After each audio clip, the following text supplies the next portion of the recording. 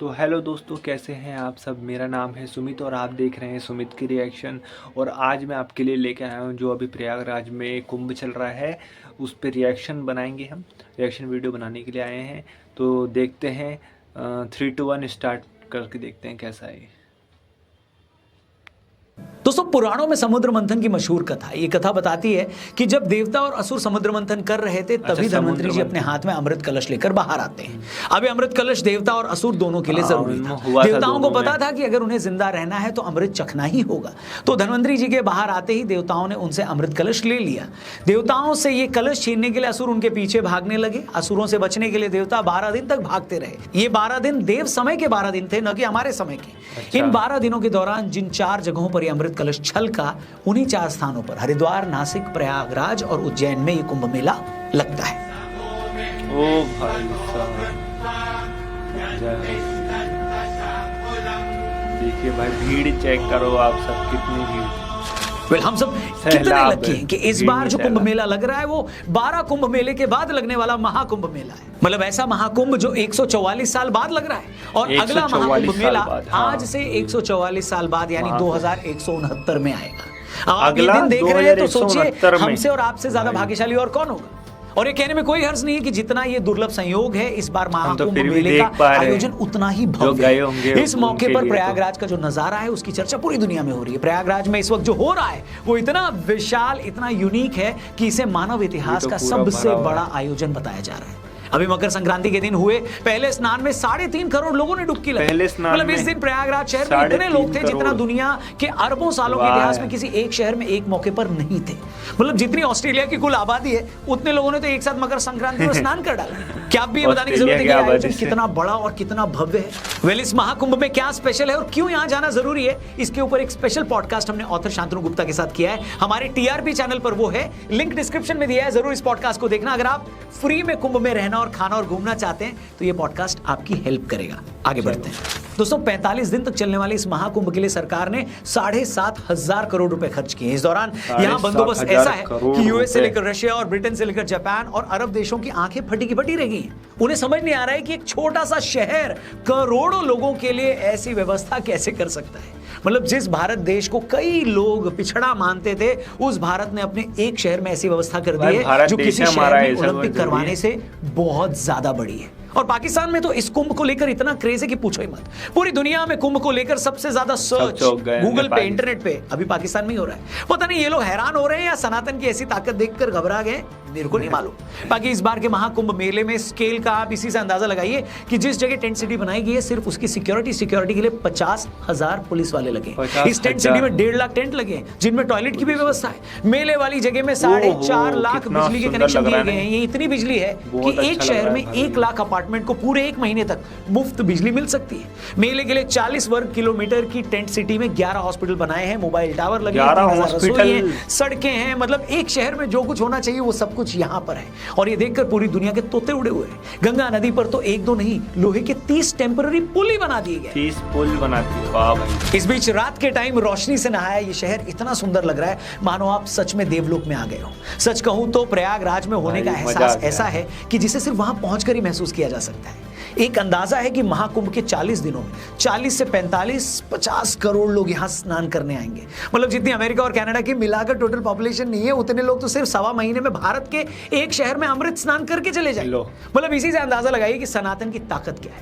एक नेता को अपनी रैली में 500 लोग भी बुलवाने पड़ जाए ना तो उसे भी नानी याद आ जाती है। लोगों को 500-500 रुपए देकर भी वहां लाते, तब भी लोग नहीं आते वहां पर। और ये तो मैं बड़े नेताओं की बात कर रहा हूँ, छोटे भैयों की रैली में तो उनके घर वाले भी नहीं आ रहे। और महाकुंभ में दुनिया के अलग अलग कोनों से 40 करोड़ लोग बिना किसी बुलावे के, बिना किसी लालच के, बिना किसी मजबूरी के सिर्फ और सिर्फ अपनी आस्था और ईश्वर में अपनी श्रद्धा के लिए आ रहे हैं। दोस्तों, ये देश सालों तक विदेशी हमलावरों के जुल्म के बाद आज भी इतनी मजबूती से खड़ा है तो इसके पीछे सनातन की यही ताकत ही तो है। और भारत क्यों, मैं तो ये देखकर हैरान हूं कि कितने बड़े नंबर्स में विदेशों से लोग महाकुंभ में स्नान करने आ रहे हैं। एक अंदाजा है कि इन 40 दिनों में 15 लाख से ज्यादा लोग विदेशों से पवित्र स्नान करने प्रयागराज आ रहे हैं। स्टीव जॉब्स की पत्नी भी निरंजनी अखाड़े में आई, उनके कल्पवास की खबर आई, उनको निरंजनी अखाड़े की तरफ से कमला नाम दिया गया, उनके साथ ही बहुत सारे लोग भी अमृत स्नान करने आए हैं। तो ये बात हैरान नहीं करती आपको? एक तरफ भारत में हमारे ज्यादातर सेलिब्रिटीज को पब्लिकली तिलक लगाने या हिंदू धर्म से जुड़ा रीति रिवाज निभाने में भी हिचक होती है, और दूसरी तरफ देखिए 21वीं सदी के सबसे बड़े जीनियस की वाइफ अमेरिका में अपनी सारी लग्जरी और ऐशो आराम छोड़कर सिर्फ साधना और तपस्या करने भारत आती है, और वो भी 1-2 दिन के लिए नहीं, कोई रस्म अदायगी के लिए नहीं, बल्कि पूरे 17 दिनों के लिए। और स्टीव जॉब्स की वाइफ अकेली नहीं है। अगर आप इन दिनों कोई भी टीवी चैनल लगा लें, यूट्यूब पर कुंभ से जुड़ी कोई खबर सर्च कर लें, तो आप ये देखकर हैरान हो जाएंगे कि यार इतने सारे फॉरेनर्स प्रयागराज में डुबकी लगाने आए हैं। स्टीव जॉब्स की वाइफ की तरह जापान की एक बहुत ही बड़ी स्पिरिचुअल लीडर हैं योग माया केइको, वो भी स्नान के लिए प्रयागराज आई हैं। वो इससे पहले भी कुंभ में समाधि ले चुकी हैं, जहां पर उन्होंने 4 दिनों तक बिना कुछ खाए पिए ध्यान किया था। आपको ये जानकर हैरानी होगी कि योग माया केइको अकेली विदेशी महिला महामंडलेश्वर हैं। खुद मोदी जी भी उनकी तारीफ कर चुके हैं। ओ भाई, एक से एक बढ़ के एक है। मगर महाकुंभ के इस पूरे माहौल के बीच सबसे ज्यादा ध्यान अगर कोई खींच रहा है तो वो है नागा साधु। कहने में कोई हर्ज नहीं है कि नागा साधु आज भी इस देश में करोड़ों लोगों के लिए एक मिस्ट्री है। लोगों को नहीं पता कि ये लोग सिर्फ कुंभ के टाइम में क्यों दिखते हैं, लोगों को ये नहीं पता कि ये लोग कुंभ से पहले कहां होते हैं और फिर कुंभ के बाद कहां चले जाते हैं। तो आइए आपको नागा साधुओं से जुड़ा एक एक फैक्ट भी यहां बता देते हैं। दोस्तों, नागा साधु शब्द कैसे बना, इसे लेकर 2-3 मान्यताएं हैं। पहली मान्यता तो यह है कि नागा शब्द का संस्कृत में मतलब होता है पहाड़ या पहाड़ जैसा तना हुआ। नागा साधु चूंकि सनातन की रक्षा के लिए पहाड़ जैसे तने रहे हैं, वो पहाड़ की तरह मजबूत और अपने व्यवहार में पहाड़ की तरह स्थिर होते हैं, तो उसी गुण से नागा साधु शब्द बना है। इसके अलावा कछारी भाषा में नागा का मतलब होता है युवा सैनिक। आपको बता दें, नागा साधु बहुत बड़े लड़ाके यानी वॉरियर भी होते हैं। कहते हैं जब आदि शंकराचार्य जी ने मठों की स्थापना की तो मठों की रक्षा के लिए नागा साधुओं की टोली बनाई। कुछ लोग तो इन्हें दुनिया के सबसे पुराने योद्धा बताते हैं।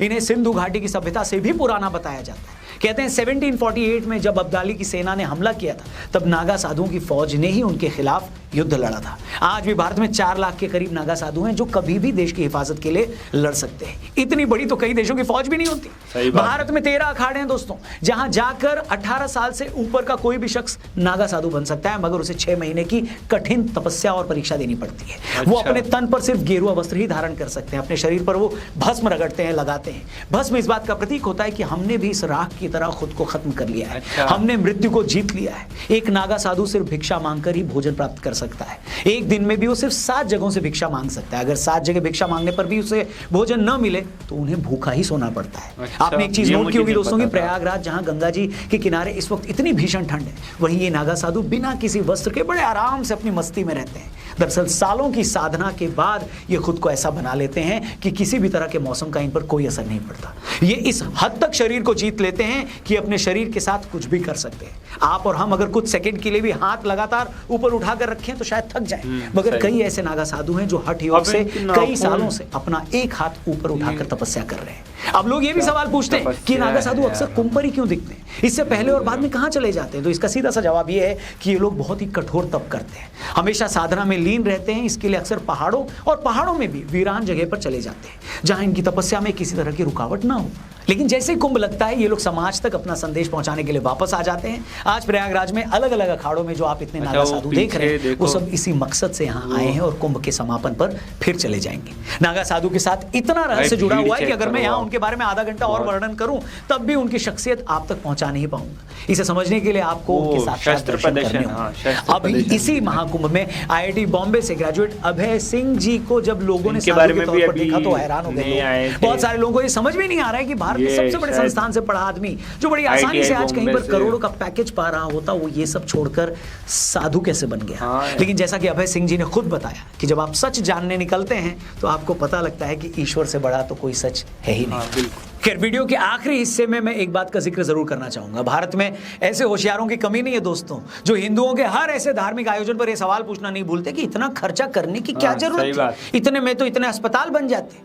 तो जो भी लोग इस कुंभ पर हो रहे खर्चे को लेकर फिक्रमंद है, उनको मैं ये भी बता दूं कि इस महाकुंभ पर अगर सरकार के 7,500 करोड़ रुपए खर्च हो रहे हैं तो उसे सिर्फ 40 दिनों में 25,000 करोड़ से ज्यादा की कमाई भी होगी। इस दौरान अलग अलग लोग 2 से 3 लाख करोड़ रुपए की ट्रांजैक्शन करेंगे, ऐसा बताया जा रहा है। 6 लाख लोगों को रोजगार मिलेगा। जो लोग बाहर से आएंगे सिर्फ उनके होटल और गेस्ट हाउस में रुकने से 40,000 करोड़ का रेवेन्यू जनरेट होगा। खाने पीने का सामान बेचकर 20,000 करोड़ का बिजनेस होगा। सिर्फ धार्मिक किताबों और प्रसाद को बेचने से 20,000 करोड़ का रेवेन्यू होगा। इसके अलावा ट्रांसपोर्टेशन से लोकल शॉपिंग में भी 10-10 हजार करोड़ तक का बिजनेस जनरेट होगा। मतलब जितनी कई देशों की जीडीपी नहीं है उससे ज्यादा रेवेन्यू सिर्फ 40 दिन के अंदर महाकुंभ में पैदा होगा। और फिर भी कुछ सयाने ये पूछते हैं कि इतना खर्चा क्यों हो रहा है। अयोध्या में भव्य राम मंदिर बनने से सिर्फ 1 साल के अंदर उस पूरे एरिया में काम धंधा कहां चल गया ये बताने की जरूरत नहीं है। इसलिए ये बात तो बार बार मत बोला करो कि मंदिर से और ये मेलों से देश को मिलता क्या है। मैं कहता हूं आस्था का तो कोई मोल ही नहीं है दोस्तों, लेकिन आस्था के साथ साथ अगर हम दुनिया भर से टूरिस्ट अपनी तरफ खींच रहे हैं, लाखों लोगों को रोजगार दे रहे हैं, लाखों करोड़ों का रेवेन्यू जनरेट कर रहे हैं, तो हर्ज क्या है। सही बात है। खैर बाकी मैं इस पवित्र मौके पर पैसे की और बात करके इसकी पवित्रता को कम नहीं करना चाहूंगा, लेकिन इतना जरूर कहूंगा दोस्तों कि अगर आपके लिए पॉसिबल हो जरा सा भी तो इस महाकुंभ में स्नान करने जरूर जाएं। एक ऐसा मौका जो आज से 144 साल पहले आया था और 1 महीने के बाद फिर 144 साल बाद आएगा, उसे मिस नहीं कर सकते आप और हम बहुत भाग्यशाली हैं कि हम ऐसे वक्त में जी रहे हैं जब हमें ये दिन देखने को मिल रहा है। तो इस मौके को बिल्कुल मत गंवाइए। इनफैक्ट कैसे कई लोग फ्री में महाकुंभ में रह सकते हैं, खाना खा सकते हैं और वहां घूम सकते हैं, इस सुविधा का लाभ कैसे उठा सकते हैं, इसके ऊपर एक अमेजिंग पॉडकास्ट आपको देखना बनता है। डिस्क्रिप्शन में लिंक दिया है, पिन कमेंट में लिंक दिया, जाकर उस पॉडकास्ट को जरूर देखिए और इस वीडियो को अपने हर एक दोस्त से जरूर शेयर करिएगा। हाँ, आप कुंभ कब जा रहे हैं और कहां से जाने वाले हैं वो भी कमेंट करके जरूर बताइएगा। तब तक अपना ख्याल रखिए। Thank you for watching. जय गंगे मैया, हर हर महादेव, शंभो शिव शंभो। भाई ये थी आज की वीडियो और ये देख के बहुत अच्छा लगा।